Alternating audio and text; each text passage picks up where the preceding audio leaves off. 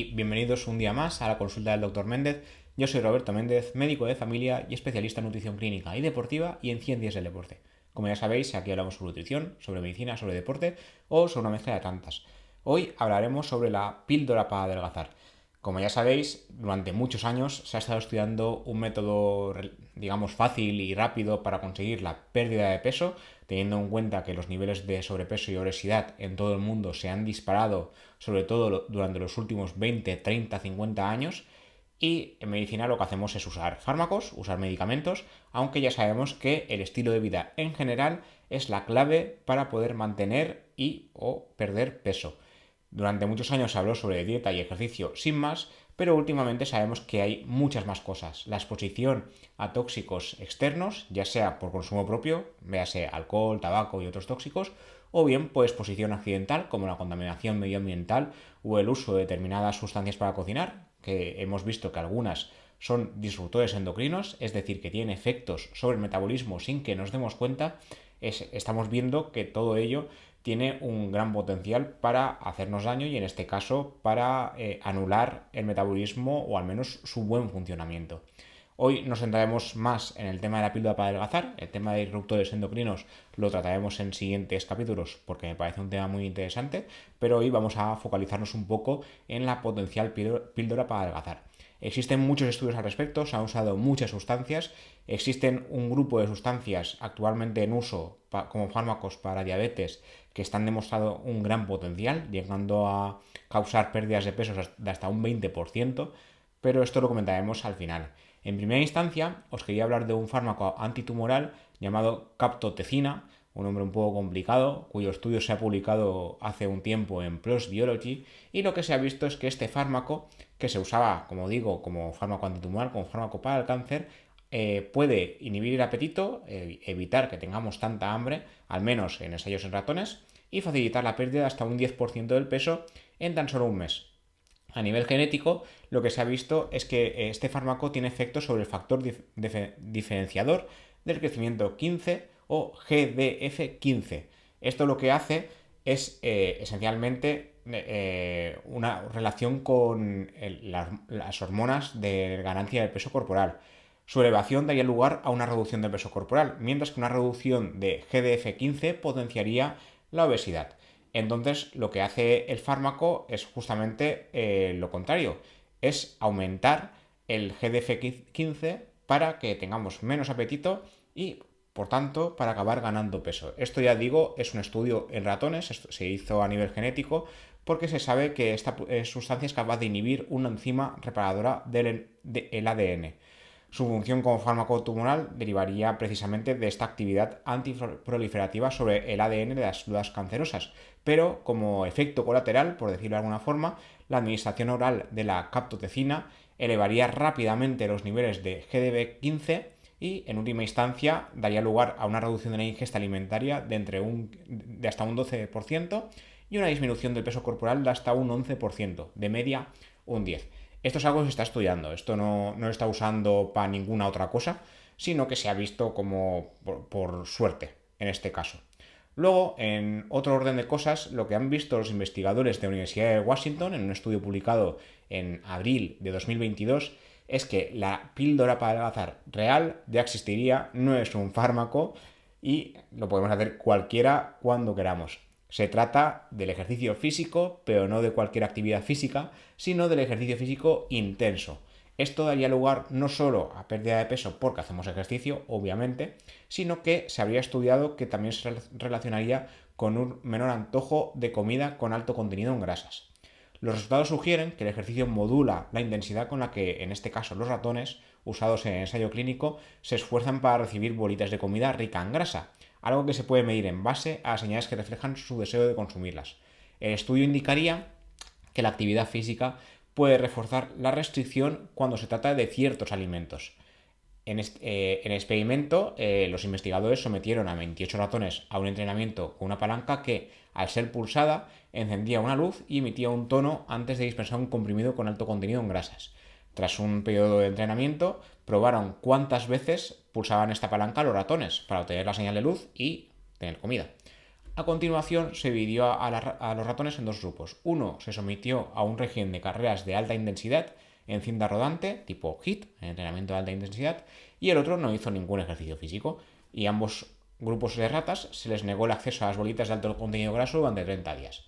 Tras estos 30 días, los investigadores volvieron a dar a los roedores acceso a las palancas que antes dispensaban gránulos de comida, pero esta vez solo daban señal de luz y tono, sin comida.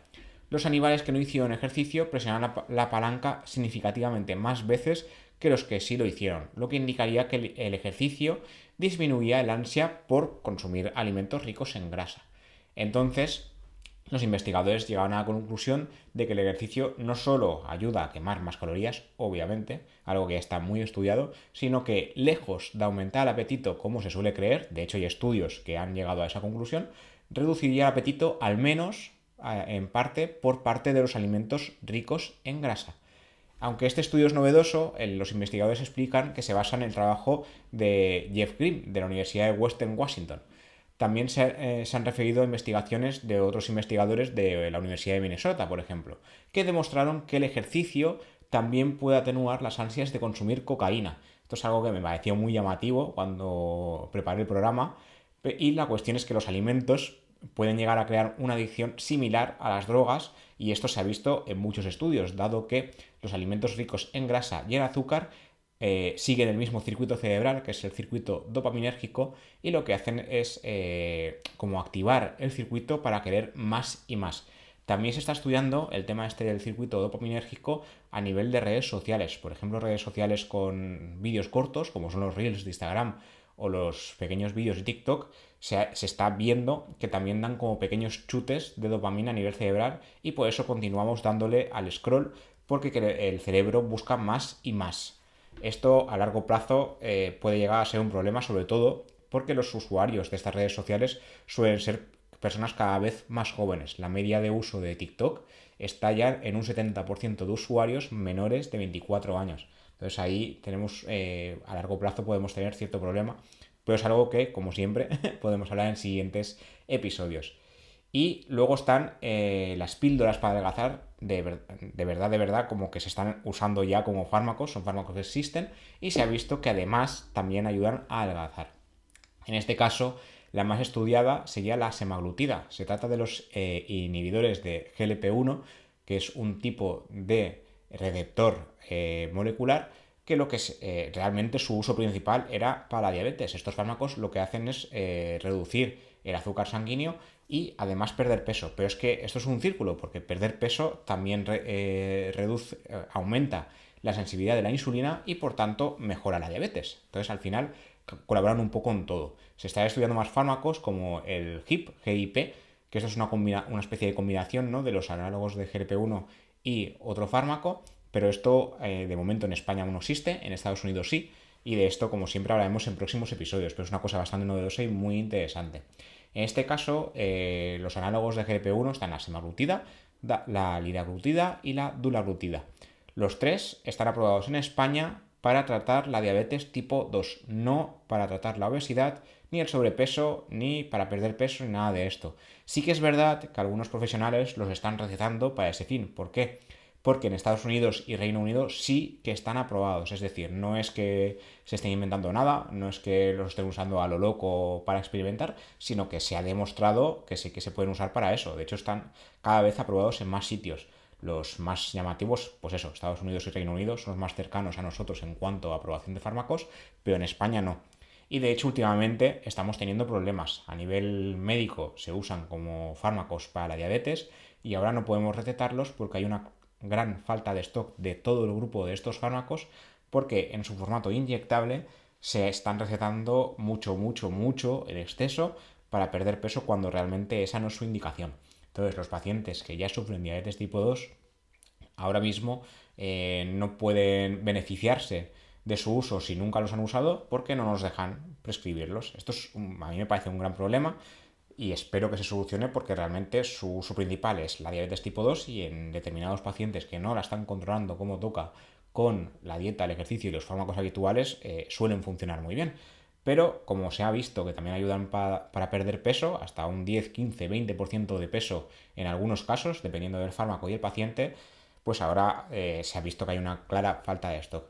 En este caso, uno de los fármacos más estudiados dentro de todo el grupo es la semaglutida.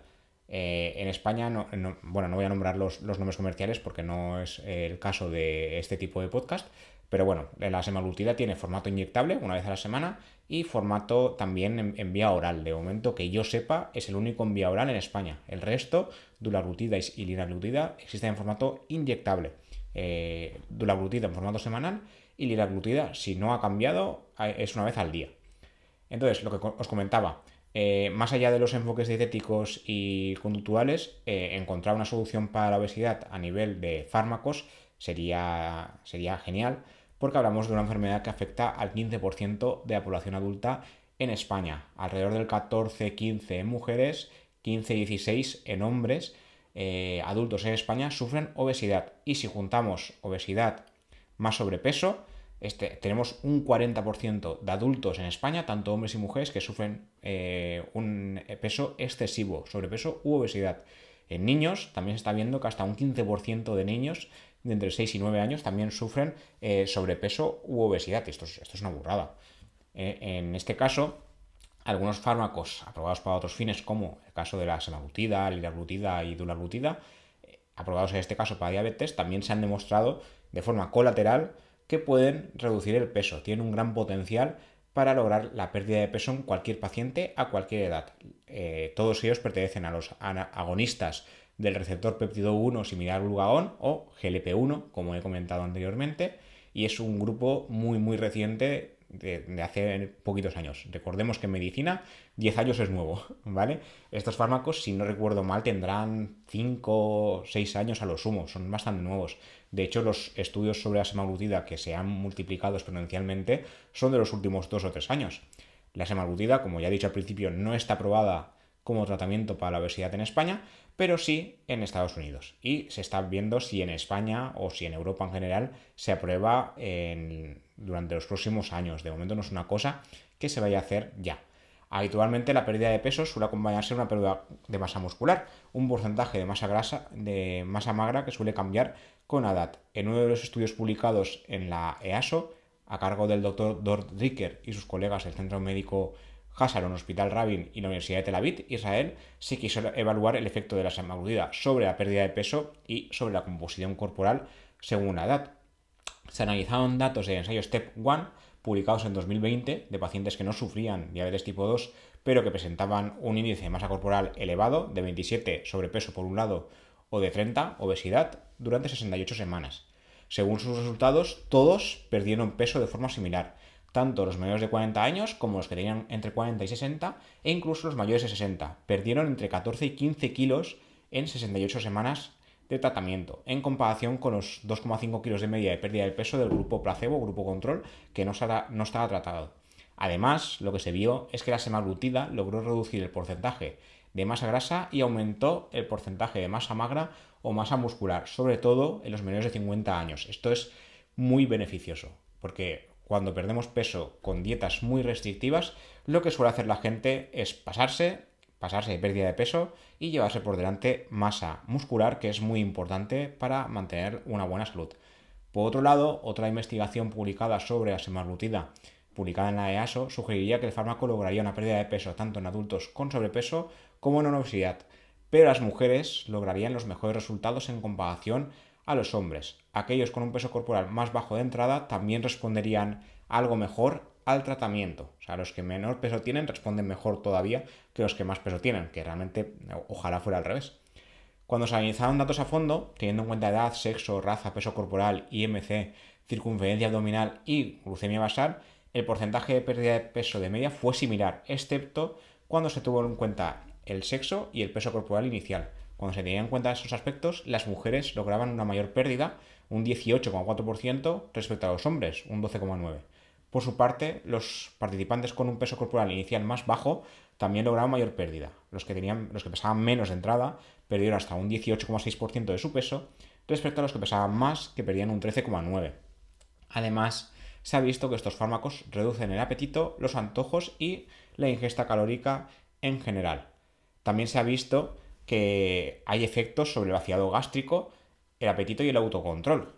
Esto en la semaglutida en especial, pero se presupone que en los diversos análogos de GLP-1 en general también pasaría. Y el último estudio de todos, esto comentaba muy por encima, se ha visto que la semaglutida no solo puede ser un tratamiento de la diabetes, sino que en personas que no sufren diabetes y que este fármaco se ha usado para perder peso en especial, que es el uso que se está dando en España sin estar en ficha técnica de momento, aunque, insisto, sí que lo está en Estados Unidos y en Reino Unido, es que si se sufre sobrepeso y no se sufre diabetes y se usa el tratamiento de semaglutida, parece que hay una especie de prevención de diabetes tipo 2 a largo plazo. O sea, aparte de tratar la diabetes, que es conforme se usa en España, también podría prevenirla si aún no se sufre.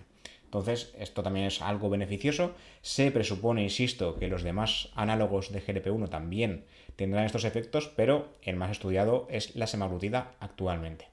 El problema, como digo, ya para ir terminando, es que tanto semaglutida como dulaglutida como linaglutida últimamente tienen una gran falta de stock.